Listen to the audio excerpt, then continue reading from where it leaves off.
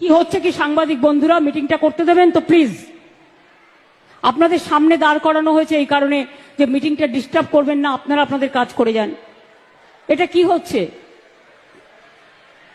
মিটিংটা ব্যাহত হচ্ছে। মুখ্যমন্ত্রীর সভায় রাকেট নিয়ে কি বলতে গেছে? বলতে গেছে যে নিয়োগ দিন। আমাদের সংবিধানে সংশোধন এসছে যে 6 থেকে 14 বছর বয়স্ক প্রতিটি শিশুকে বিনামূল্যে রাষ্ট্রকে দায়িত্ব নিয়ে শিক্ষা প্রদান করতে হবে। গোটা রাজ্য জুড়ে প্রাথমিক শিক্ষক হিসেবে নিয়োগ হচ্ছে না।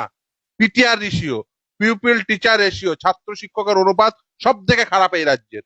একদিকে নিয়োগ হবে না, অন্যদিকে যখন নিয়োগ হবে তখন দুর্নীতি হবে। আচ্ছা, এই যে West Bengal board of primary এডুকেশনের যিনি সভাপতি আছেন, তিনি কি বলেছিলেন তিনি নিয়োগ পাওয়ার পরে, একবার শুনে নিন।